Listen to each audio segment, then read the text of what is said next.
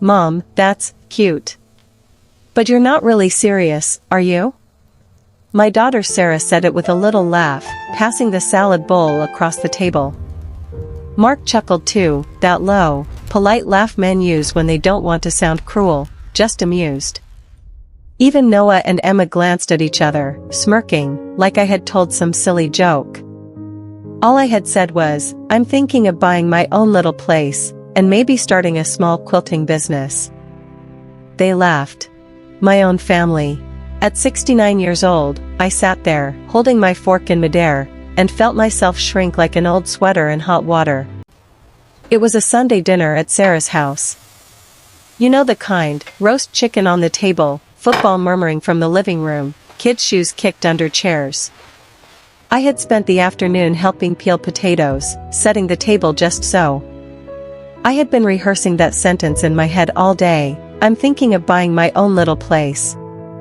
For months, I had been living in Sarah and Mark's guest room after selling the house your father and I shared for 40 years. We agreed it was just for a while until we figured out what was next. But a while had turned into me staying out of the way, out of their kitchen, out of their plans. Mom, Sarah said, still smiling, you hate paperwork. You get nervous just logging into your email. A mortgage? A business? She shook her head as if I had suggested joining the circus. Mark added, yeah, Mom, those online shops and things? You have to know social media, marketing, all that stuff. It's complicated. He speared a piece of chicken, his eyes already back on the game. So, you're saying I can't learn? I asked, my voice smaller than I wanted. I'm just saying, Sarah replied, you don't need that stress at your age. Just relax. Help with the kids. Let us handle the grown-up stuff. Grown-up stuff. I stared at my plate. My hands, with their veins and brown spots, looked older under the kitchen light than they had that morning. Emma tugged at her mother's sleeve. What kind of business, Grandma? She asked. A quilting one, I said. Remember the quilt I made for your bed? I thought maybe other people might like those too. That's sweet, Sarah said quickly, as if I were a child showing a drawing. But it's a lot of work to start a business, Mom. You'd just get overwhelmed. Overwhelmed, cute, sweet. Little words that felt like hands pushing me gently back into my corner. I glanced around their kitchen. On the counter sat the ceramic cookie jar I had given them as a housewarming gift, now holding car keys. The chair at the end of the table, where your father used to sit and carve the meat, was empty. The clock above the stove ticked steadily, ignoring the heat in my cheeks. I had worked since I was 16. I had balanced bills, stretched paychecks, cooked endless meals, nursed sick children, and held this family together through job losses and hospital stays. But now, apparently, a quilt and a mortgage were too big for me. I took a breath, trying not to let my voice shake. I was just thinking, I said, maybe it's time I had something of my own again. Sarah's smile thinned. Mom, we're not saying no. We're just saying, be realistic. You don't want to end up in some financial mess. Then we'd have to fix it, and, she stopped, but the sentence was already finished in my mind. Then we'd have to fix you. The conversation drifted to other things, Noah's science project, Emma's dance recital, while I sat there, my plate only half touched, the chicken cooling, my appetite evaporating. Their laughter from the living room later, as they watched TV, sounded like it was coming from another house entirely. In the sink, my teacup sat with a brown ring drying inside it, forgotten. I washed it slowly, feeling the warm water on my hands. That was the moment something quiet but strong shifted inside me. They saw an old woman who should be grateful for a spare room. They didn't see the woman who had once moved across the country with 2 toddlers and $50. Back then, I didn't know that the decision I made after that dinner would change the rest of my life. If you've ever felt laughed at or dismissed by your own family, stay with me, you need to hear what happened next. That night, I lay awake in the guest bed, staring at the glow of the digital clock on the dresser. 11:37 p.m. The house creaked softly. A car passed outside, its headlights sweeping across the ceiling like a slow-moving spotlight. On the chair in the corner, my old quilt, the one I'd made with scraps from the kids' baby clothes, was folded neatly. I remembered stitching it at the kitchen table after they were in bed, my back aching, my eyes burning, but my hands steady. I hadn't been too old then. I realized I was waiting for someone to give me permission to live my own life. No one was going to. The next morning, I made coffee before the rest of the house woke up. The kitchen was quiet, the countertop still clean, the sun just beginning to push a pale line along the horizon. I took my mug to the table and opened a worn notebook. On the first page, I wrote, in shaky but determined letters, "What do I actually want?" It felt like a foolish question to ask at 69. But the pen moved anyway. I wrote, a small place that is mine, a space for my sewing machine, a porch with room for 2 chairs. To earn my own money, even if it's not much. To stop feeling like a burden. My hands trembled, but not from age, from something waking up. I started small. First, I went to the bank. "I haven't seen you in a while, Mrs. Jenkins," said the young woman at the counter. Her name tag said Lena. Her lipstick was a brave shade of red I would never have tried at her age. "I need to find out exactly what I have," I told her. "No more guessing. I sold my house last year. I want to see all the accounts." She printed out pages for me, numbers marching down white paper. "Savings, a small pension, a modest life insurance payout from your father." I sat at a little round table, reading, rereading. The numbers weren't huge. But they were mine. Could you explain this part?" I asked, pointing. Slowly. "I want to understand, not just nod." She smiled, sat down, and went through each line. She didn't talk to me like a child. A small thing, but it felt like oxygen. As I left, clutching the folder, a thought came, they think I'm helpless because I've let them see me that way. A week later, I was at the community center for crafts and coffee, a group I had seen on a flyer but never had the nerve to attend. The room smelled of glue sticks and cinnamon. Women my age and older sat around folding tables, knitting, painting, chatting. First time, a woman with silver hair and bright blue eyes asked.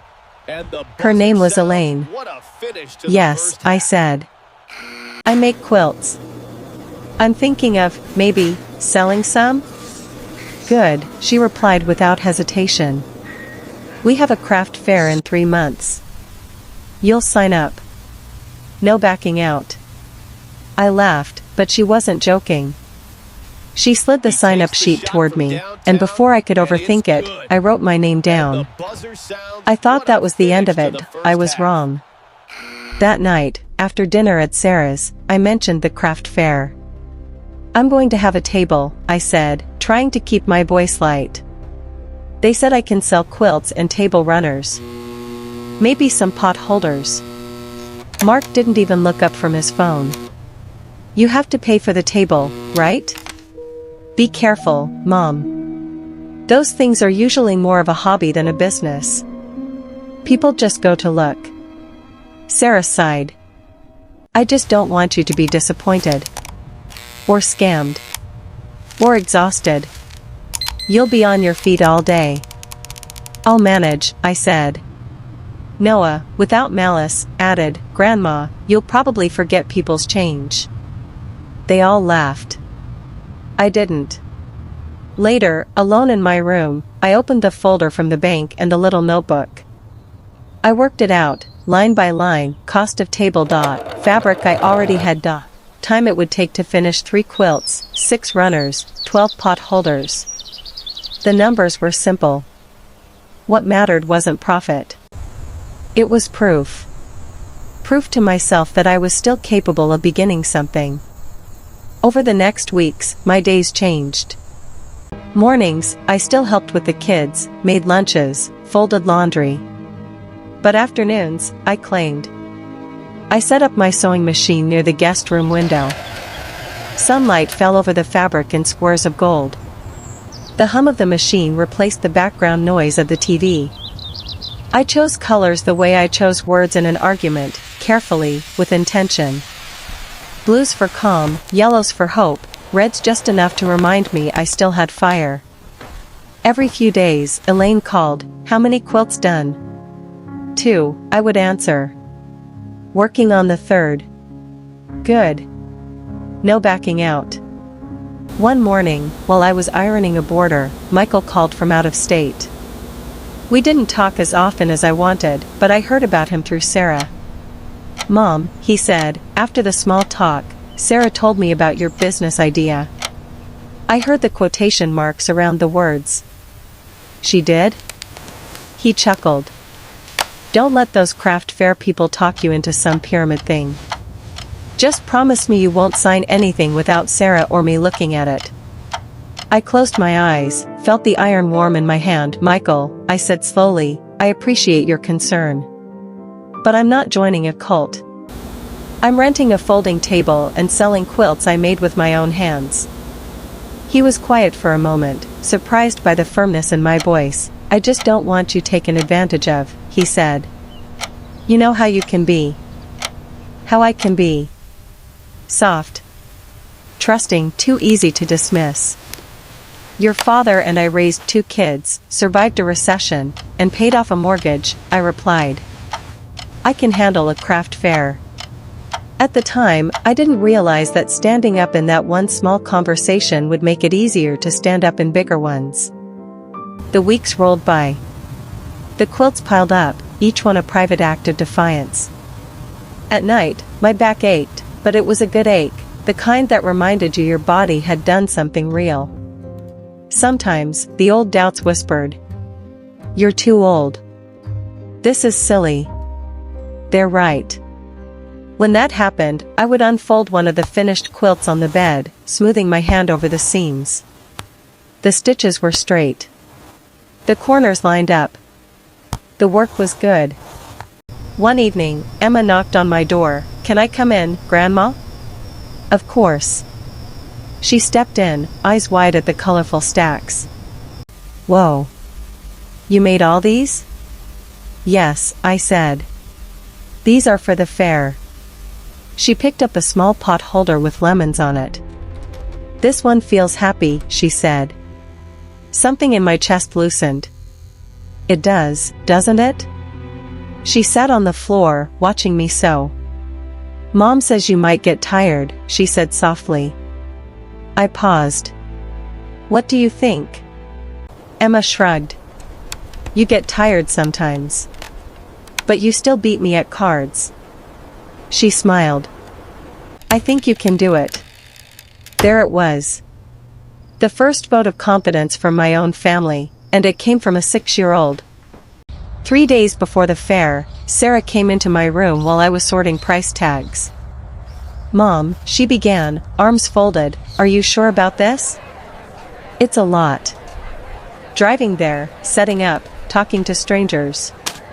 I looked up at her, really looked. She was tired, juggling a career, kids, a mortgage. When she talked to me like I was fragile, maybe it was partly fear of losing me, of one more thing to manage if I failed. "Sarah," I said quietly, "I know you mean well. But when you laugh at my plans, when you call them cute, it hurts. It makes me feel like I've already failed before I start." Her shoulders dropped a little. "I didn't mean to hurt you." "I know," I said. "But I need you to understand, I am still your mother. I may be old, but I'm not done." She didn't answer right away. The silence between us was uncomfortable, but it was honest. "Okay," she said finally. "Okay, Mom. I'll back off. And I'll drive you there on Saturday." That small shift, that tiny surrender of control, felt like the first crack in a wall that had been building quietly between us. I didn't know it yet, but Saturday would do the rest. The morning of the craft fair, the air was crisp, smelling of wet grass and coffee. Tents lined the park, white tops billowing gently in the breeze. Tables held everything from homemade jams to wooden toys. Sarah helped me set up my booth. She laid the quilts carefully, arranging them as if they were fragile. Mark had stayed home with Noah, but Emma came, bouncing on her toes.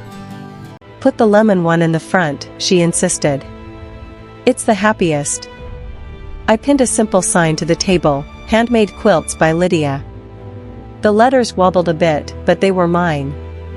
When the fair opened, people drifted past in waves. Some glanced and moved on. Others stopped, touched the fabric, asked questions. "How long does it take you to make one of these? Where did you learn to sew?" "My grandmother used to make quilts like this." I told them about learning on an old Singer machine, about making baby blankets when Sarah and Michael were little. I watched strangers' eyes soften, memories being pulled from some hidden drawer. By noon, one quilt and several runners were gone, folded into bags and carried away. My cash box, an old cookie tin, filled with bills and coins. I wrote each sale down carefully, triple-checking the change. I didn't forget once. Around midday, a woman from the community center stopped by. Elaine, in her bright scarf, grinned. "Look at you," she said. "Busy."